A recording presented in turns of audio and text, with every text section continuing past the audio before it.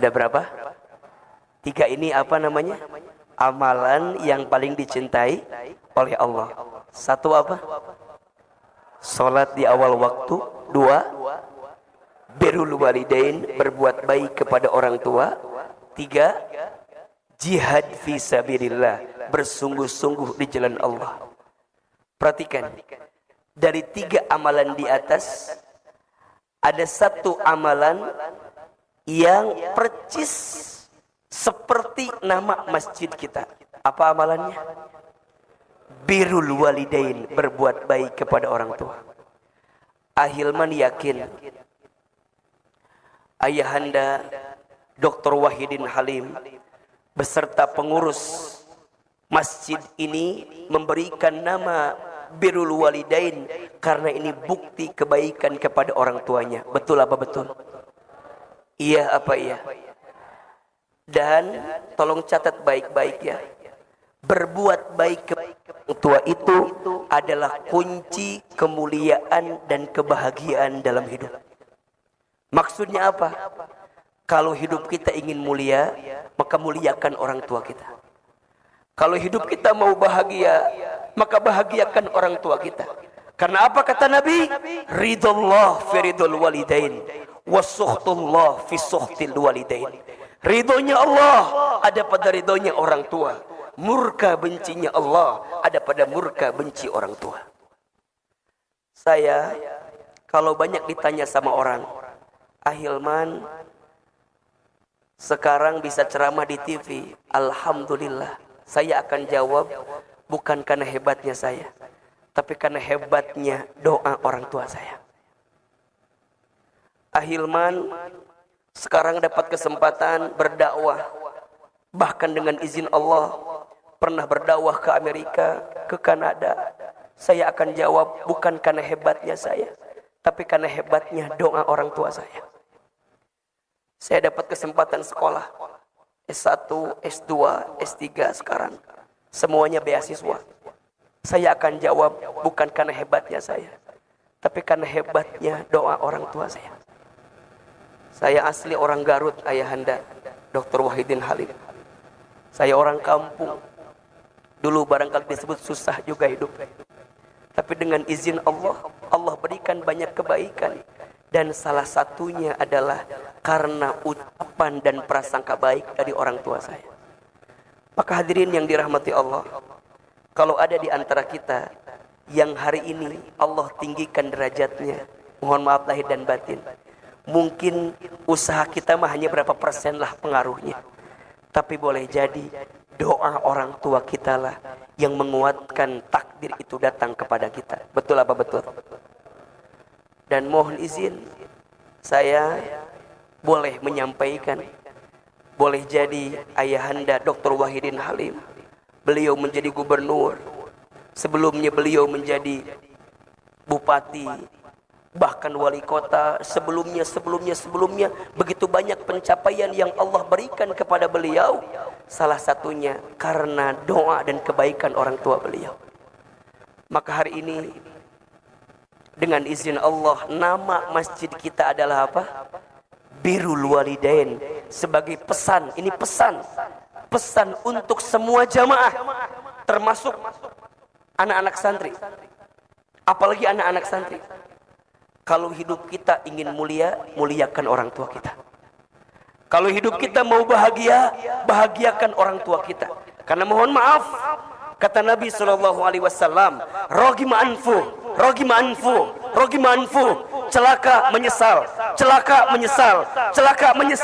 Ustaz, siapa yang celaka menyesal itu? Kata Nabi, orang yang celaka menyesal adalah dia yang masih menemukan orang tuanya, keduanya atau salah satunya masih hidup, tapi dia tidak bisa masuk surga. Kenapa?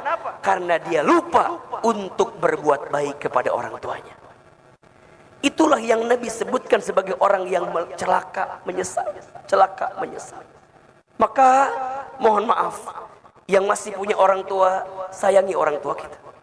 Yang masih punya orang tua, muliakan orang tua kita. Yang masih punya orang tua, bahagiakan orang tua kita.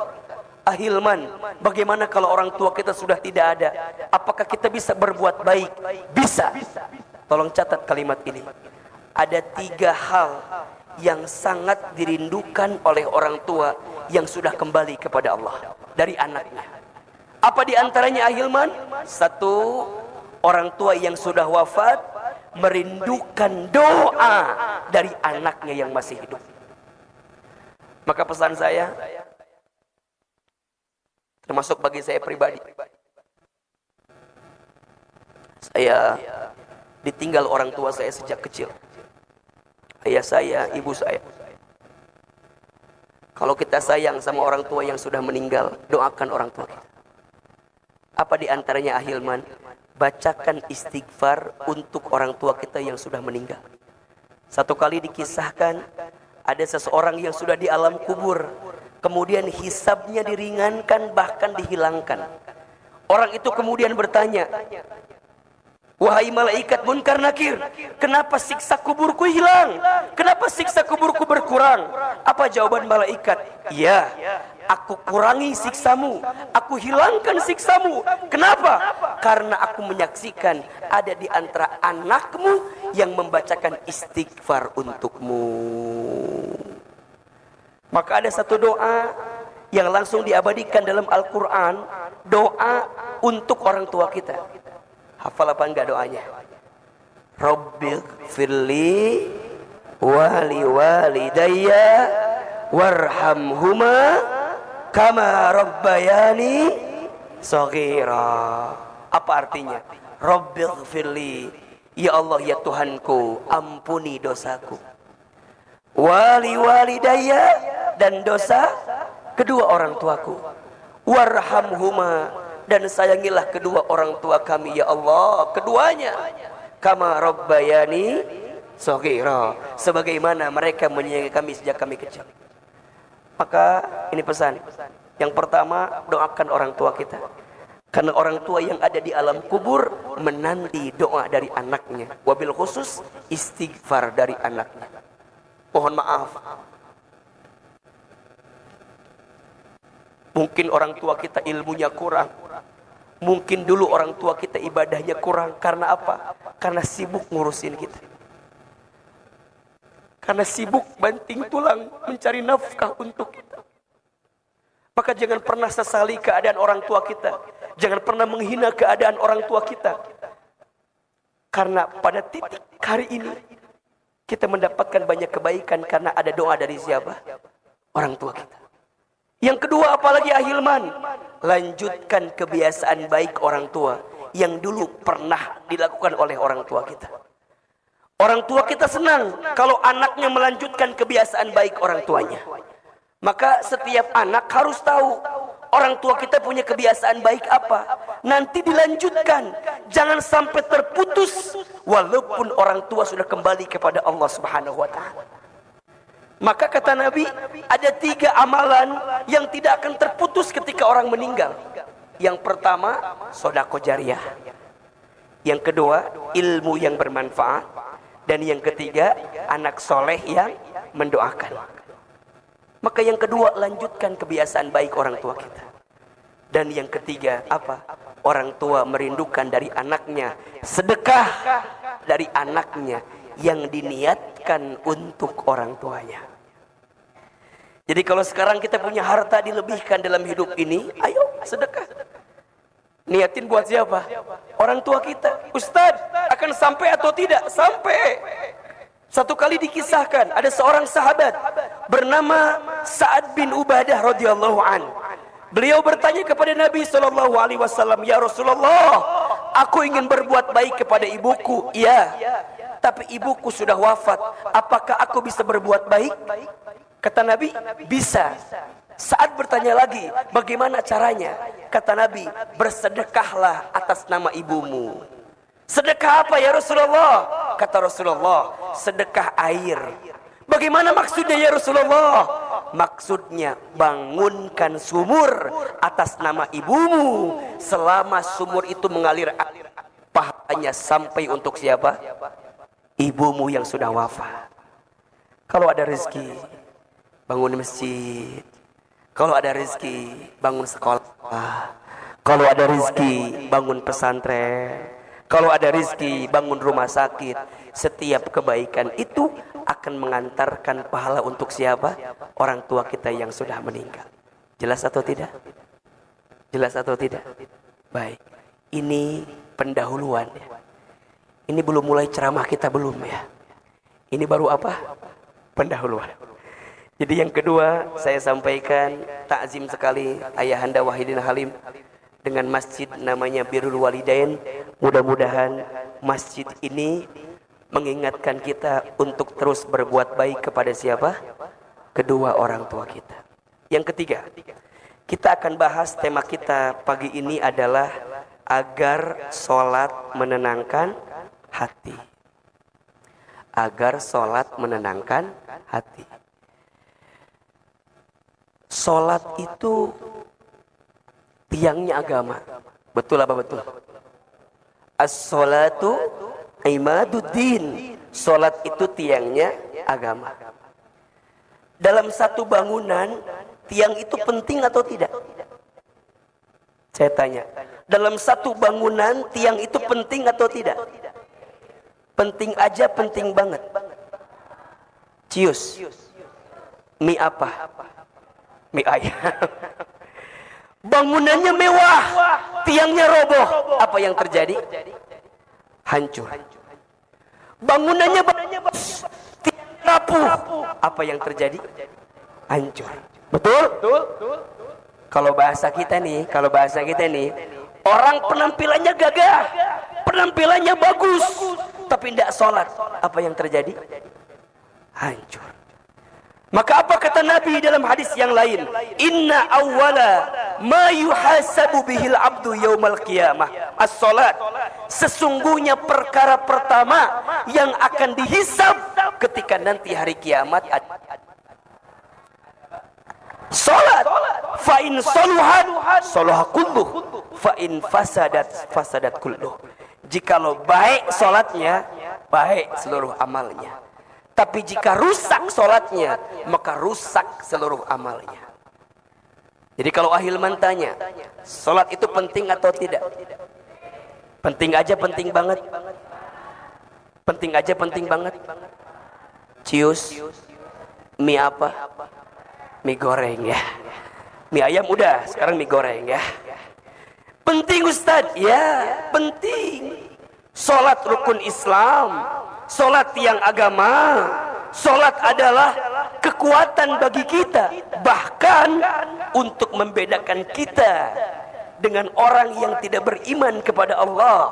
Salah satunya dilihat dari sholatnya. Dilihat dari apa?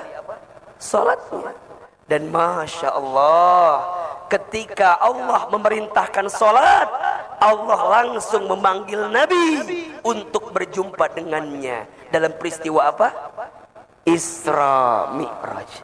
Perintahnya istimewa, peristiwanya istimewa, dan latar belakang terjadinya pun juga istimewa. Sedikit kita cerita sedikit. Bapak Ibu kan tahu ya, sering dengar kalau peristiwa Isra Mi'raj yang terjadi pada Nabi SAW itu berangkat dari sebuah peristiwa sebelumnya. Apa? Nabi sedang mengalami kesedihan dalam hidupnya. Betul apa betul? Iya apa iya? Sebelumnya Nabi mendapatkan peristiwa apa Ahilman? Satu, Nabi ditinggal oleh paman yang dicintainya. Siapa namanya? Apa? Abu Thalib. Dan yang kedua, Nabi ditinggal oleh istri tercintanya. Siapa namanya? Khadijah.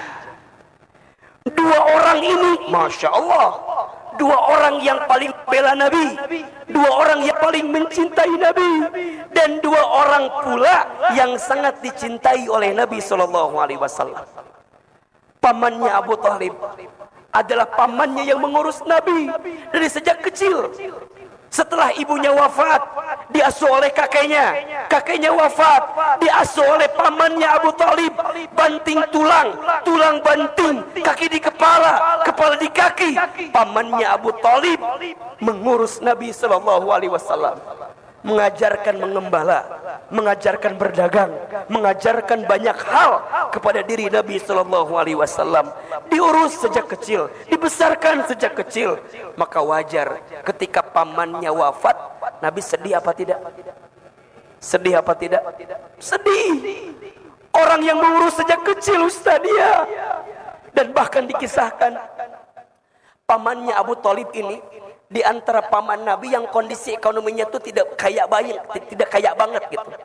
Bisa dibilang sederhana saja.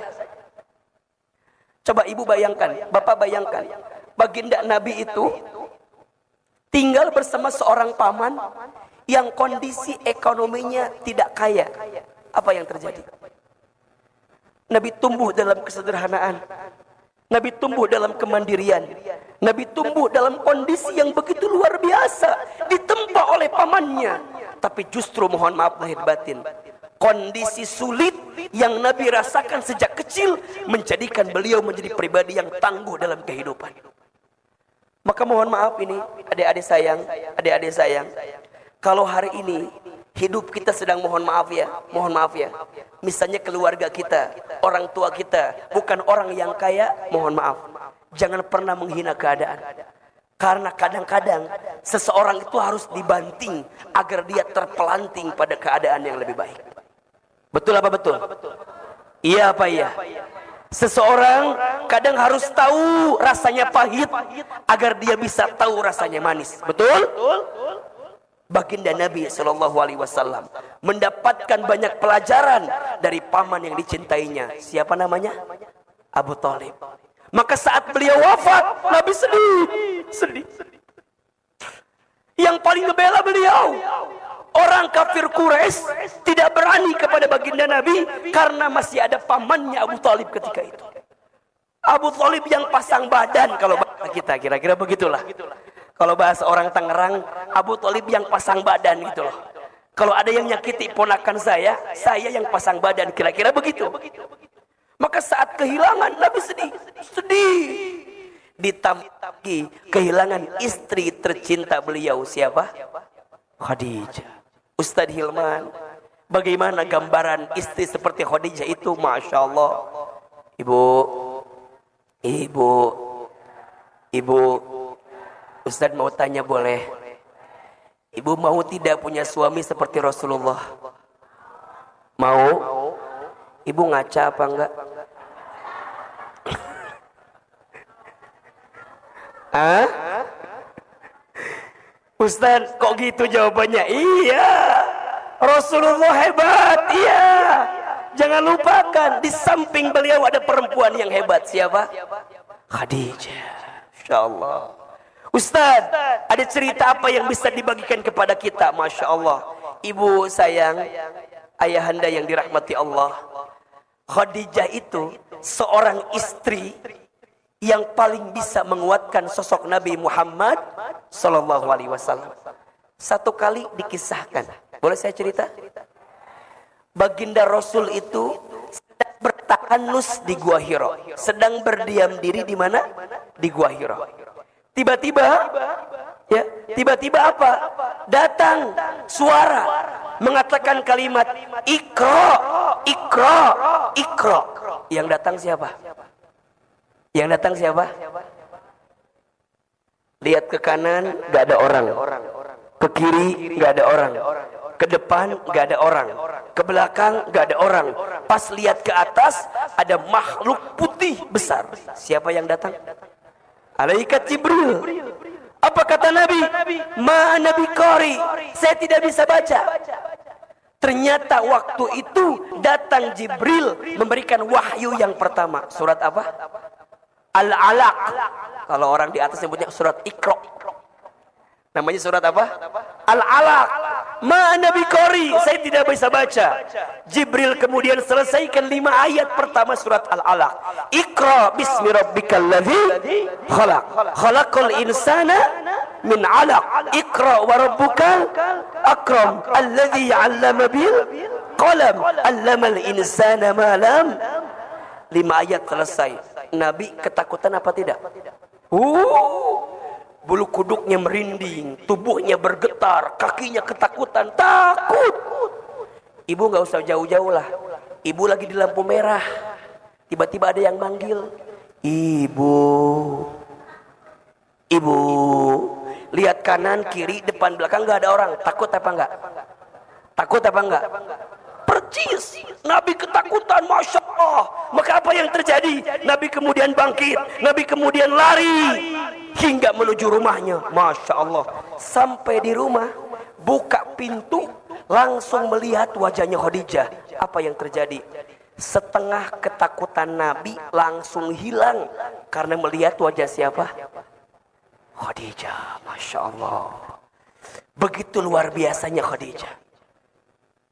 Nabi lagi ketakutan, lihat wajahnya Khadijah, setengah ketakutan langsung hilang. Apa yang Khadijah lakukan? Khadijah nggak nanya lagi, nggak nanya, ya Rasul kenapa enggak? Khadijah langsung memeluk Nabi, dipeluk oleh Khadijah, dibisikin telinga Nabi, ya Muhammad, suamiku, jangan takut, ada aku di sampingmu. Masya Allah. Kalau di luar sana ada yang menyakitimu, aku yang pertama mencintaimu. Kalau dia di luar sana ada yang menjatuhkanmu, aku yang paling pertama menguatkanmu. Apa yang terjadi?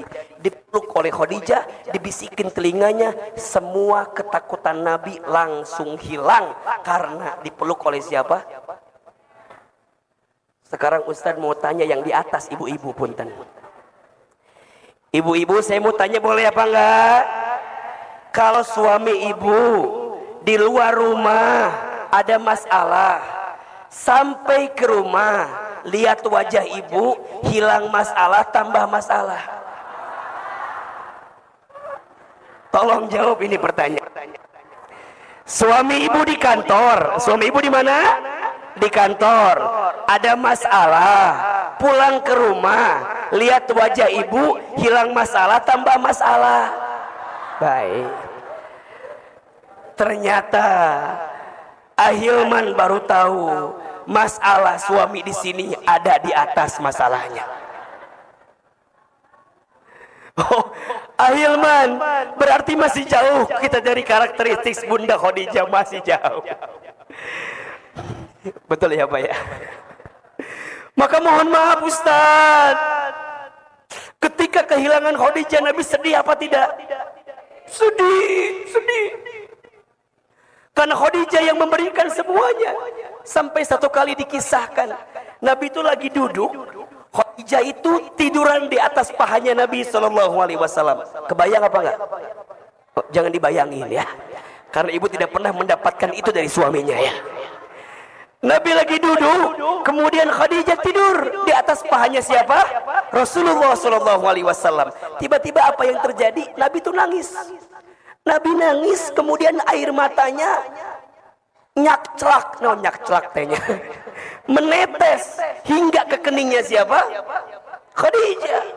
Kata Khadijah, pas lagi ngelihat gini, langsung dihapus air matanya Nabi, dihapus. Suamiku, jangan menangis katanya. Kenapa engkau menangis? Kemudian baginda menjawab, sungguh aku sangat mencintaimu wahai istriku. Ibu pernah nggak digituin sama suaminya? Saya tahu nggak pernah ya, nggak apa-apa. Ustaz, yang ada, mohon maaf ya, ini mah bukan suami yang di sini, yang di sono ya. Yang ada paling gini kalimatnya, ibu teh kapan meninggal?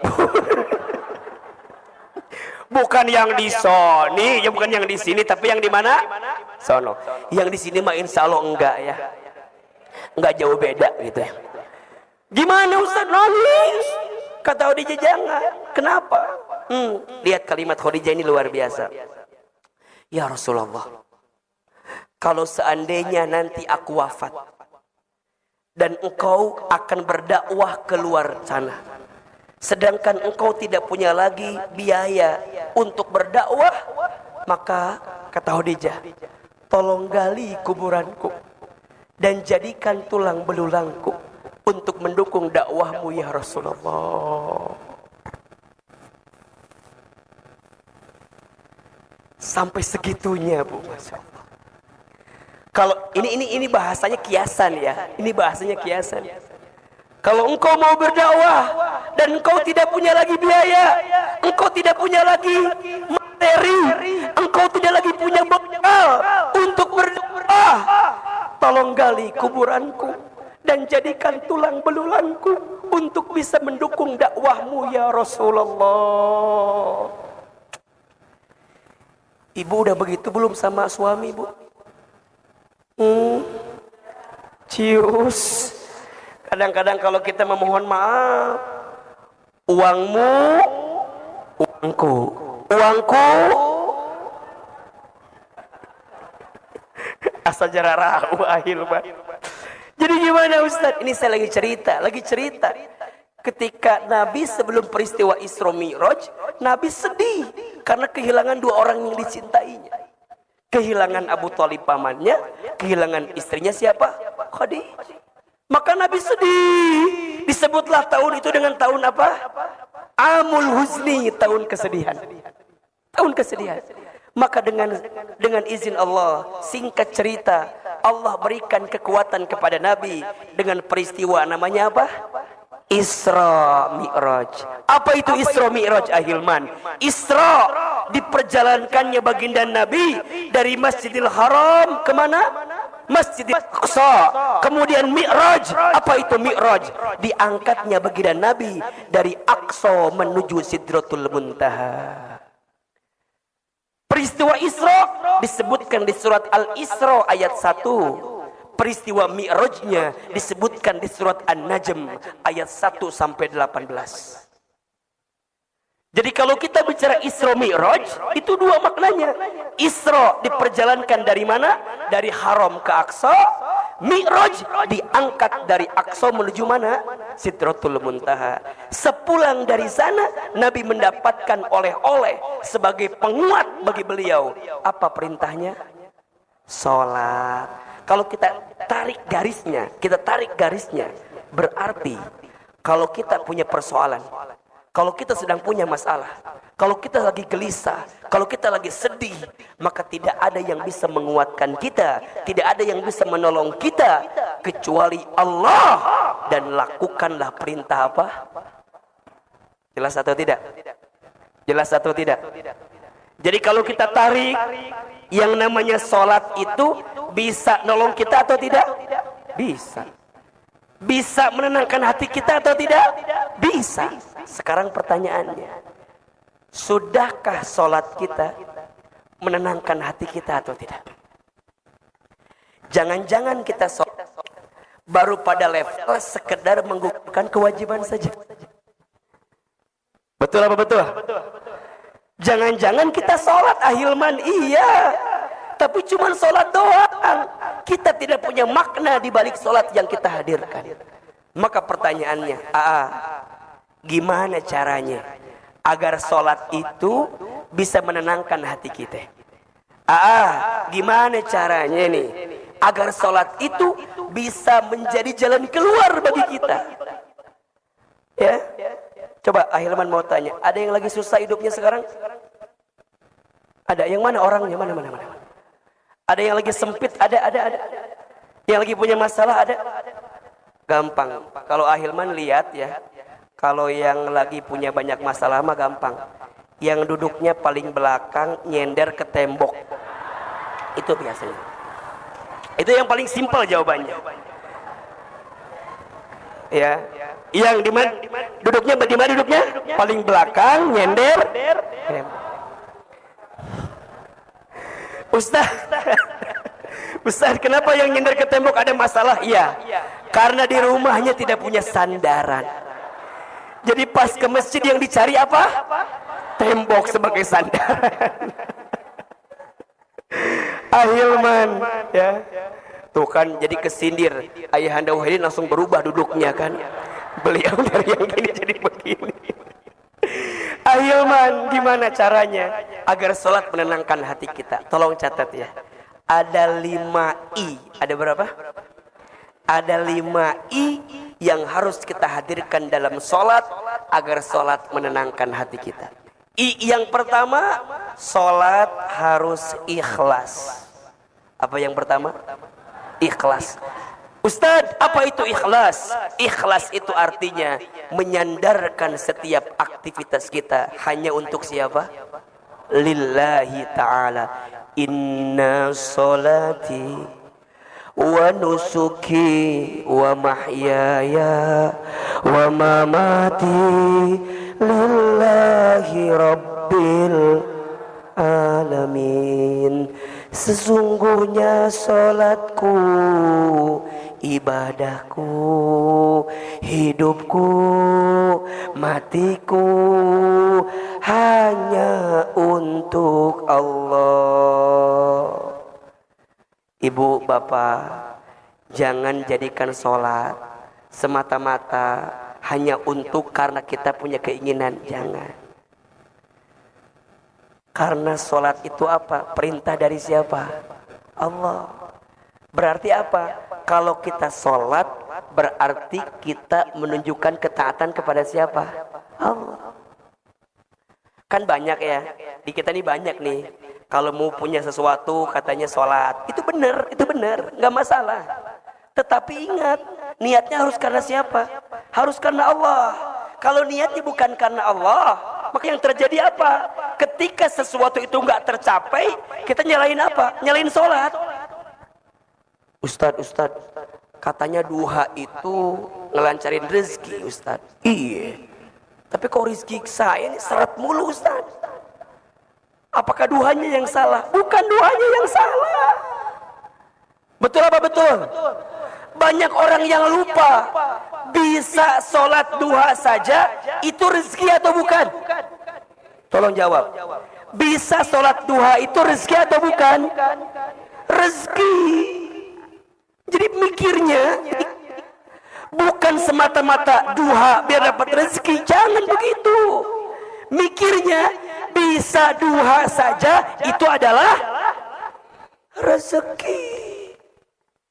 Dan saya catatkan baik-baik kepada Bapak Ibu sekalian ya. Jangan pernah khawatir dengan rezeki. Kenapa? Rezeki sudah tertakar, tak mungkin tertukar. Catat status hari Senin itu. Rezeki sudah tertakar, tak mungkin. Selama kita masih hidup, maka selama itu masih ada catatan rezeki untuk kita. Apa kata Nabi? Ya ayuhan nas, inna ahadakum lan yamuta hatta yastakmila rizquhu. Wahai manusia, sesungguhnya di antara kamu sekalian tidak akan diwafatkan oleh Allah sampai sempurna rizkinya. Berarti kalau sekarang kita masih hidup, masih ada rezeki apa enggak? Kalau sekarang kita masih hidup nih, kita masih dikasih umur nih, masih bisa bergerak nih, masih bisa bernafas nih, masih ada rezeki atau tidak? Jangan takut. Tapi harus ikhtiar. Harus apa? Ikhtiar. Ingat, ikhtiar itu ada dua. Satu ikhtiar bumi, dua ikhtiar langit. Ikhtiar buminya kerja, ikhtiar langitnya apa? Tingkatkan ketakwaan kita kepada Allah. Harus kerja, harus usaha, harus bisnis. Jangan diam. Kenapa? Perintah Allah. Makanya Ustadz paling kesel sama orang yang bikin status akan indah pada waktunya. Apa statusnya? Akan indah pada usaha kagak mau, dagang kagak mau, silaturahmi kagak mau, ketemu sama orang kagak mau, jualin produk kagak mau, suruh sholat gak mau, sholat subuh kesiangan, malam tidur, pagi-pagi bangun-bangun bikin status. Apa statusnya? Akan indah pada waktunya. Tuh nyambung. Akan indah padanya itu hanya berlaku bagi dia yang berusaha. Betul apa betul? Berarti rezeki atau bukan? Rezeki sebagai bentuk ketakwaan kita kepada Allah. Dan apa janji Allah kepada kita? Wa may yattaqillaha yaj'al lahu makhraja wa yarzuqhu min haitsu la yahtasib. Dan barang siapa yang bertakwa kepada Allah, Allah akan tunjukkan jalan keluar kepadanya Dan Allah limpahkan rezeki dari jalan yang tidak disangka-sangka. Maka poin pertama, agar sholat menenangkan hati kita, kudu apa? Ikhlas. Karena siapa? Karena Allah. Berarti apa? Kita tes sholat karena kita butuh sama siapa? Allah. Jangan jadikan sholat sebagai sesuatu yang memberikan beban kepada kita, jangan. Tapi jadikan sholat sebagai kebutuhan untuk kita. Kalau kita lapar harus apa? Makan. Kalau kita haus harus apa? Minum. Kalau kita capek harus apa? Istirahat. Sama. Kalau hati kita gelisah, sholat. Kalau hidup kita susah, sholat. Kalau hati kita sempit, sholat. Itu jawabannya. Karena ikhlas dalam sholat bisa mengantarkan ketenangan hati dalam hidup kita. Yang kedua, apa ahilman? Ittiba. Apa? Sholat kudu ittiba. Apa itu ittiba? Mengikuti sholatnya Nabi Muhammad sallallahu alaihi wasallam. Sholatlah kamu kama ra'aitumuni usolli. Sholatlah kamu sebagaimana engkau melihat aku sholat. Nabi itu menenangkan hatinya, mengistirahatkan hatinya dengan apa? Dengan sholat. Arahni bis sholat. Satu kali Nabi pernah bilang sama Bilal, wahai Bilal, istirahatkan hatiku dengan sholat. Apa perintahnya? Bilal, kumandangkan azan. Masya Allah. Bilal, lantunkan azan. Kenapa? Karena saat aku mendengarkan suara azan, aku bisa mendapatkan ketenangan di dalamnya. Maka bagi orang beriman, tidak ada panggilan yang paling dirindukan kecuali panggilan azan, panggilan salat. Allahu Akbar, Allahu Akbar. Rindu dengan panggilan itu. Betul apa betul? Iya apa iya? Jangan dilanjutkan kembali ya. Masalah adzan cukup ya.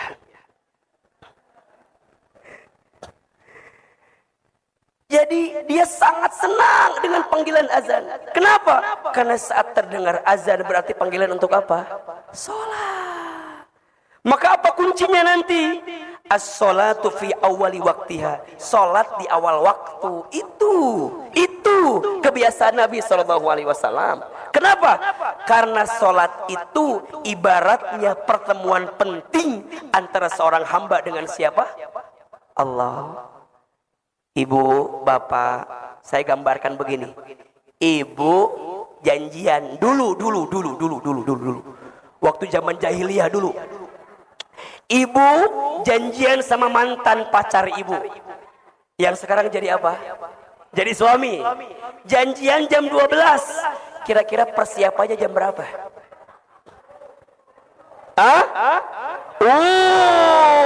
Satu hari sebelumnya. Betul apa enggak? Alis dilempeng-lempengin. Pipi tirus-tirusin. Bibir dimerah-merahin. Betul apa betul? Kuku dipotong-potongin. Manicure, pedicure. Mau ketemu sama mantan pacar kita. Betul apa enggak? Bajunya dipilih yang bagus apa yang enggak? Bagus, bahkan ganti berkali-kali. Betul apa enggak? Ini cocok enggak ya?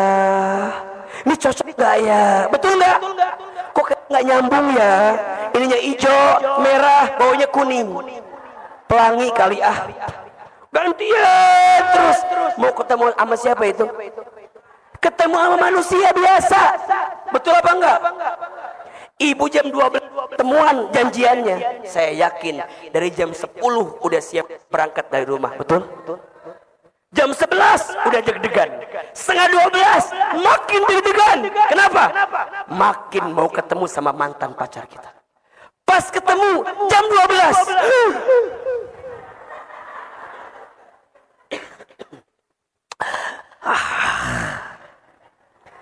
Mau makan apa? Apa jawabannya? Terserah. Ya apa enggak? Mau makan apa? Apa jawabannya? Terserah. Pas dikasih makan, makannya sepiring. Yang dimakan berapa banyak? 2 suap. Kok makannya dikit? Iya, lagi diet. Jaga image betul. Iya apa ya? Jaga image, ya kan? Pertanyaannya, kalau udah ketemu, pengen cepet-cepet atau buru-buru? Pengen cepet-cepet atau lama-lama? Buru-buru. Pengen buru-buru. Pengennya lama-lama. Janjiannya sejam. Pas udah ketemu, yo, setannya lain kan? Aku pulang ya. Jangan. Aku masih angel.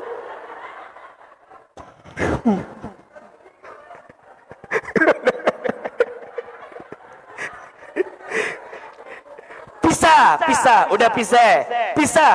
Pertanyaan saya, sampai rumah teleponan apa enggak? Baru ketemu tadi siang, sampai rumah ngabarin, ayang.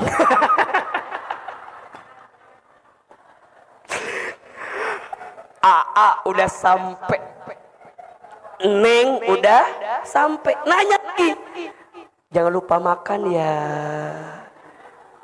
Si awatnya lagi sensi. Kan tadi baru makan. Kamu pengen aku gemuk ya? Ingetin makan mulu. Terus malamnya teleponan. Itu Amiman. Betul apa betul? Sekarang saya mau tanya. Azan zuhur jam 12. Kita siap-siap jam berapa? Jam 2. Baru datang. Azan zuhur jam berapa? Jam 12. Baru sholat jam berapa? Jam 2. Ibaratnya lah, bapak mau ketemu sama ayah Wahidin, dijanjiin jam 12, datang jam 2, ditinggal apa enggak? Di SP tinggal lagi. Sekarang mohon maaf, bayangkan berapa kali kita meninggalkan sholat dalam waktu yang tepat. Betul apa enggak? Allah lagi nungguin kita. Allah menanti kita. Kita yang butuh sama Allah. Allah nungguin kita. 5 waktu Allah siapin bagi kita. Ente kemana aja? Makanya nih ya, kalau bapak ibu waktunya ingin dikelola dengan baik, gampang. Perbaiki sholat dah. Betul apa enggak? Kan hidup kita ini sebenarnya menunggu dari waktu sholat ke waktu sholat. Betul apa enggak? Hari ini tadi pagi nih, sholat subuh nih. Sholat subuh. Habis ini kita gerak aktivitas. Nungguin sholat apa? Zuhur. Habis zuhur aktivitas lagi. Nungguin apa? Asar. Habis asar aktivitas lagi. Nungguin apa? Maghrib. Kemudian duduk sebentar. Nungguin apa? Isya. Kemudian tidur. Nungguin apa? Gitu-gitu aja. Makanya mohon maaf ya, kalau saya dengan izin Allah kan saya jadi konsultan di beberapa perusahaan. Jadi indikator kalau mau rapat itu jangan bertanya kapan mulainya, tapi pertanyaannya kapan breaknya, agar pas jam 12 itu beres. Ketemu sholat apa? Zuhur. Jam berapapun mulainya, ketemu zuhur, break, selesai, sholat dulu. Cakep. Kalau kita pertanyaannya apa? Mulainya jam berapa? Bukan akhirnya jam berapa? Nah, akhirnya ini patokannya apa? Waktu sholat, waktu azan. Sekarang saya mau tanya, jadi azan itu penting atau tidak? Kok jadi ke azan lagi sih? Penting, pengingat bagi kita itu. Betul apa enggak? Sholat di awal waktu. Ibu ibaratkan seperti ibu ketemu sama mantan pacar ibu tadi, bapak ibaratkan bapak ketemu sama orang penting. Waktunya nggak boleh meleset. Betul apa enggak? Kita ketemu klien, ya, ketemu rekan bisnis, ya, ketemu pimpinan kita, ya, kan nggak bisa telat, ya nggak sih? Maunya tepat waktu. Ittiba, ikuti sholatnya Rasulullah SAW. Salah satunya apa? Sholat di awal waktu. Naik lagi Ustaz, ya. Sholat harus pakai ilmu. I yang ketiga. I yang pertama apa? Ikhlas. I yang kedua, ittiba. I yang ketiga, ilmu. Orang yang sholat pakai ilmu sama yang tidak beda atau sama? Beda. Sederhananya, pahami setiap bacaan sholat. Coba. Allahu Akbar. Apa artinya? Apa artinya? Saat bapak ibu mengucapkan kalimat Allahu Akbar, maknanya tidak ada yang lebih besar dalam hidupku kecuali siapa? Berarti apa? Ibu nyingkirin kehidupan dunia, ibu nyingkirin kesibukan dunia, bapak nyingkirin setiap pekerjaan urusan dunia, bapak singkirin. Kenapa? Karena tidak ada yang lebih penting untukku kecuali siapa? Allahu Akbar. Allah Maha Besar. Baca iftitah, ada yang baca Allahumma ba'id, silahkan. Ada yang baca Allahu Akbar kabira, silahkan. Setelah itu baca Al-Fatihah. Bismillahirrahmanirrahim. Apa artinya? Dengan menyebut namamu ya Allah, yang maha pengasih lagi maha penyayang. Apa maknanya? Ya Allah, kalau saat ini hamba sedang tersakiti, hamba sedang terluka, hamba sedang kecewa, hamba tenang ya Allah, karena hamba punya Engkau yang maha pengasih lagi maha penyayang. Jadi gimana? Gak akan sedih berlebihan, gak akan kecewa berlebihan, gak akan putus asa berlebihan. Kenapa? Karena kita punya siapa? Allah, Allah Ar-Rahman Ar-Rahim. Alhamdulillahi Rabbil Alamin. Ya Allah, segala puji hanya bagimu, Tuhan semesta alam.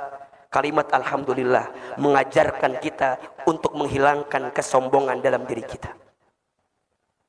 Yang ngasih kita harta siapa? Yang ngasih kita harta siapa? Yang ngasih kita umur siapa? Yang ngasih kita sehat siapa? Yang ngasih kita pangkat siapa? Yang ngasih kita jabatan siapa? Allah. Saat kita baca Al-Fatihah, ya Allah, tidak ada yang berhak dipuji kecuali Engkau ya Allah. Jadi kalau ada orang yang muji kita, ada orang yang hormat sama kita, ada orang yang menghargai kita, ada orang yang memuliakan kita, satu jawabannya apa?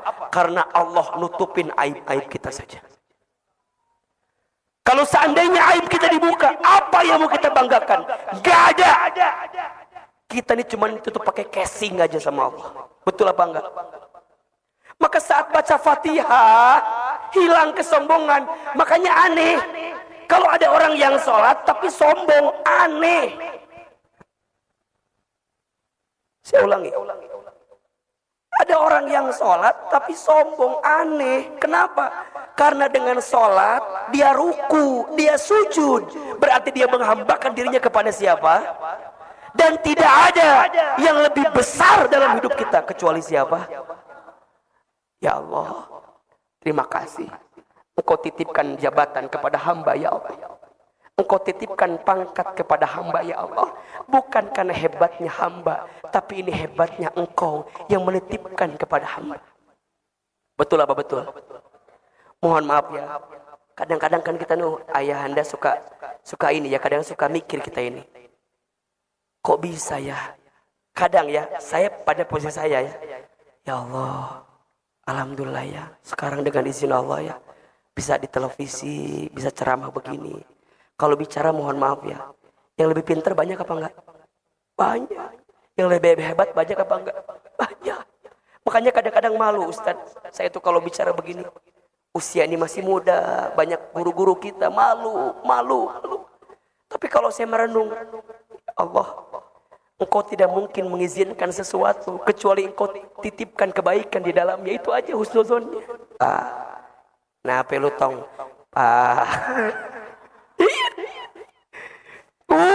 Kata-katanya disusun rapi. Itu mau minta sama ayahanda.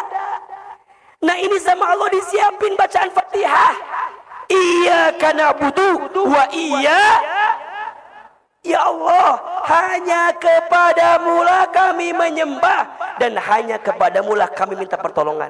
Kan kalau bahasa kita gini, Ayahanda Wahidin, karena aneh ini udah kerja berapa tahun sama bapak nih. Ya kan kita bahasa gitu loh. Bapak udah ngasih aneh rumah, udah ngasih aneh kendaraan. Satu lagi Pak, apa? Aneh mau nikah lagi Pak.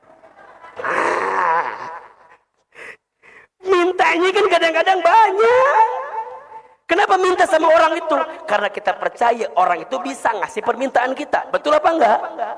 Sama cara kita minta kepada Allah. Jadi pertanyaannya, sholat yang pakai ilmu sama yang tidak beda atau sama?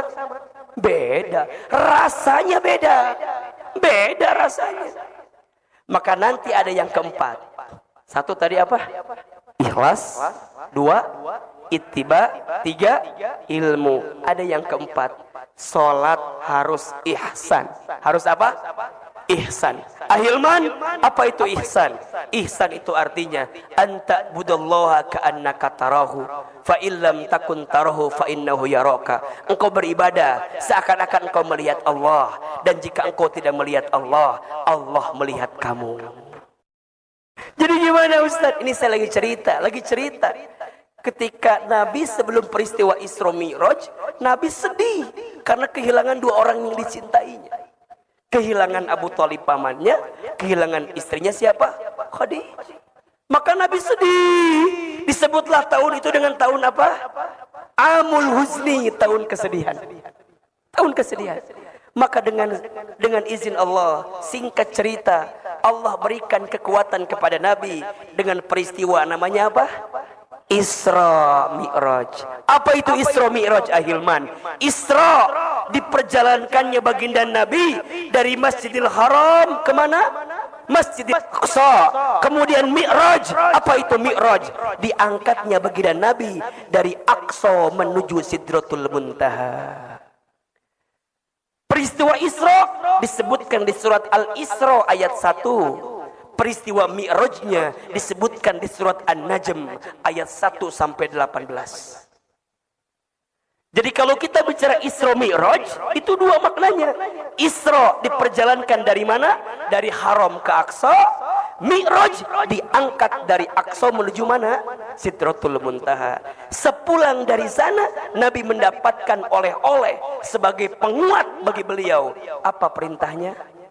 Sholat. Kalau kita tarik garisnya, berarti kalau kita punya persoalan, kalau kita sedang punya masalah, kalau kita lagi gelisah, kalau kita lagi sedih, maka tidak ada yang bisa menguatkan kita, tidak ada yang bisa menolong kita kecuali Allah. Dan lakukanlah perintah apa? Jelas atau tidak? Jelas atau tidak?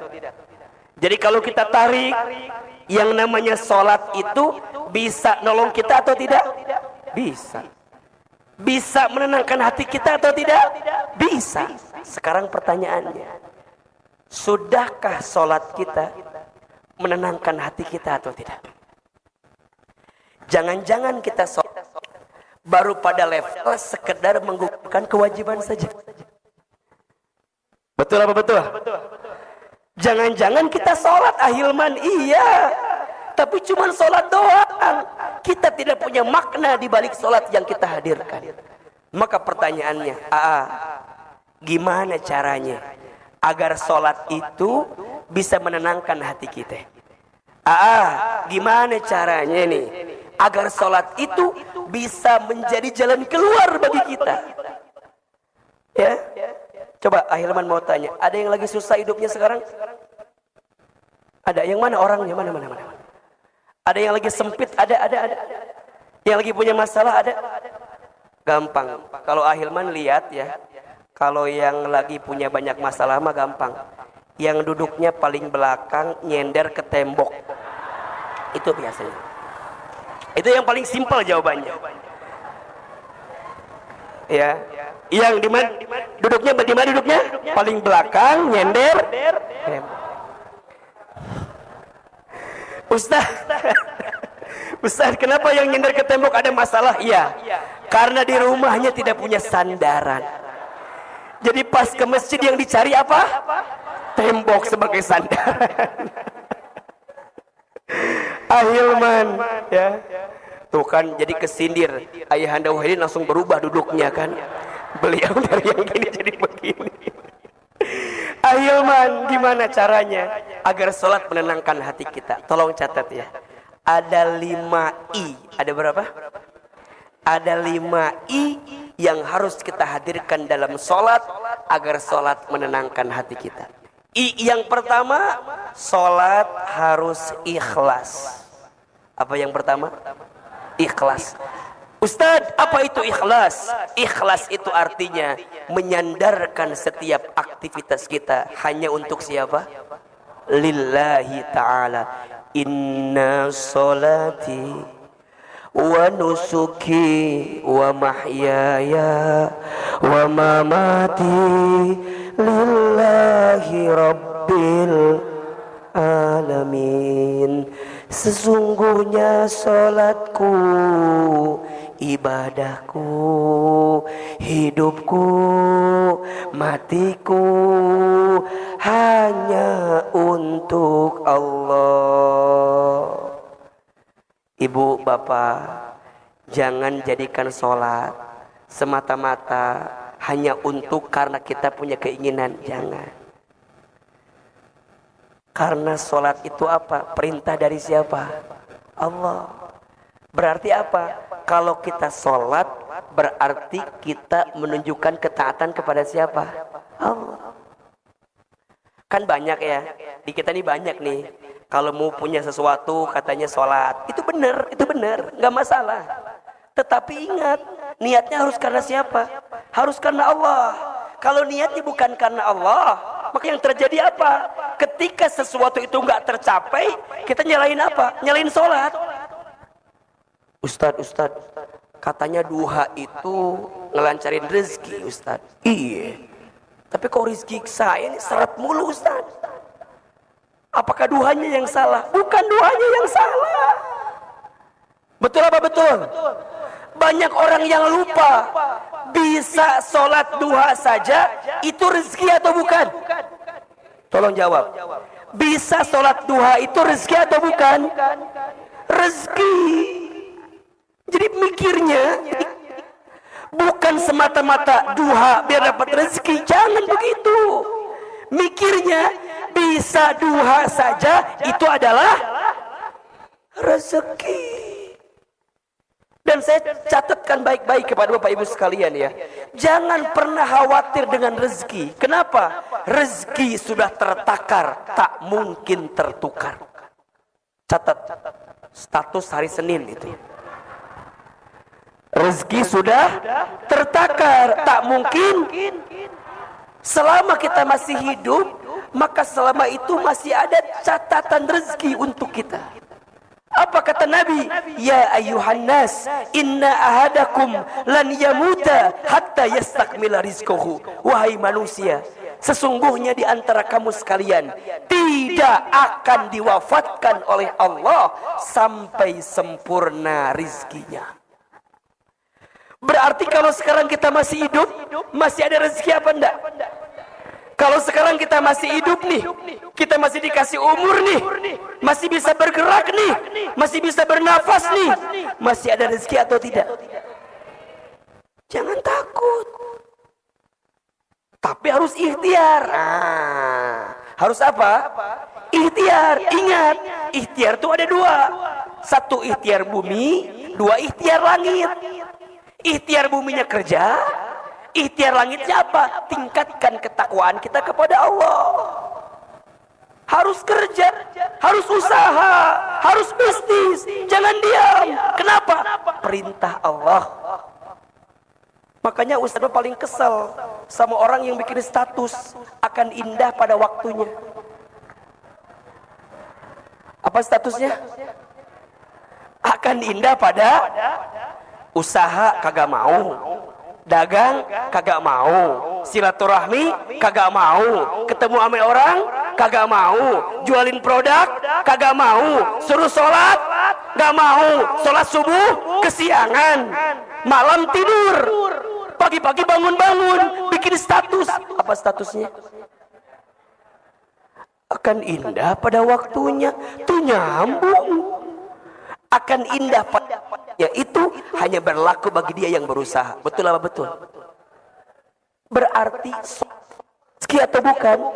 Rezeki sebagai bentuk ketakwaan kita kepada Allah. Dan apa janji Allah kepada kita? Wa may yattaqillaha yaj'al lahu makhraja wa yarzuqhu min haitsu la yahtasib. Dan barang siapa yang bertakwa kepada Allah, maka Allah akan tunjukkan jalan keluar kepadanya. Dan Allah limpahkan rezeki dari jalan yang tidak disangka-sangka. Maka poin pertama, agar sholat menenangkan hati kita, kudu apa? Ikhlas. Karena siapa? Karena Allah. Berarti apa? Kita tes sholat karena kita butuh sama siapa? Allah. Jangan jadikan sholat sebagai sesuatu yang memberikan beban kepada kita, jangan. Tapi jadikan sholat sebagai kebutuhan untuk kita. Kalau kita lapar harus apa? Makan. Kalau kita haus harus apa? Minum. Kalau kita capek harus apa? Istirahat. Sama. Kalau hati kita gelisah, sholat. Kalau hidup kita susah, sholat. Kalau hati kita sempit, sholat. Itu jawabannya. Karena ikhlas dalam sholat bisa mengantarkan ketenangan hati dalam hidup kita. Yang kedua, apa ahilman? Ittiba. Apa? Sholat kudu ittiba. Apa itu ittiba? Mengikuti sholatnya Nabi Muhammad sallallahu alaihi wasallam. Sholatlah kamu kama ra'aitumuni usolli. Sholatlah kamu sebagaimana engkau melihat aku sholat. Nabi itu menenangkan hatinya, mengistirahatkan hatinya dengan apa? Dengan sholat. Arahni bis sholat. Satu kali Nabi pernah bilang sama Bilal, wahai Bilal, istirahatkan hatiku dengan sholat. Apa perintahnya? Bilal, kumandangkan azan. Masya Allah. Bilal, lantunkan azan. Kenapa? Karena saat aku mendengarkan suara azan, aku bisa mendapatkan ketenangan di dalamnya. Maka bagi orang beriman, tidak ada panggilan yang paling dirindukan kecuali panggilan azan, panggilan salat. Allahu Akbar, Allahu Akbar. Rindu dengan panggilan itu. Betul apa betul? Ya apa ya?